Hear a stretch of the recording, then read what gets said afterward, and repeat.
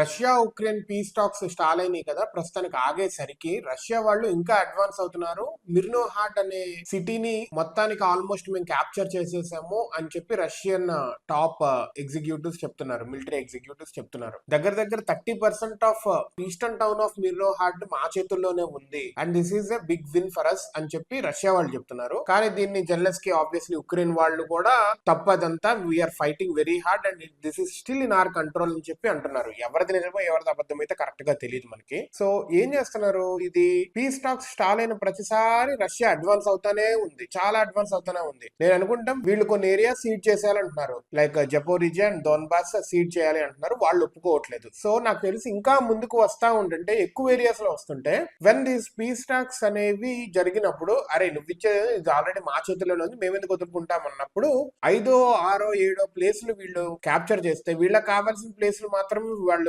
వదులుకొని మిగతావి వాళ్ళు వెనక్కి తీసుకుంటానికి కుదురుతుంది అని అనుకుంటున్నాను. అందుకు వీళ్ళు రష్యా వాళ్ళు కావాలని అడ్వాన్స్ అవుతున్నారేమో అని నేను అనుకుంటున్నాను. We have to see, like Russia వాళ్ళు ఎప్పుడు లేనంత 2025 మన నవంబర్ లో చాలా అడ్వాన్స్ అయ్యారు. 505 స్క్వేర్ కిలోమీటర్స్ చాలా ముందుకు వచ్చేసారు ఓన్లీ నవంబర్ లో. So we have to see like what is the Ukraine stands and ఎలా ఉంటుందో, నేటో వీళ్ళందరూ ఎలా రెస్పాండ్ అవుతారు.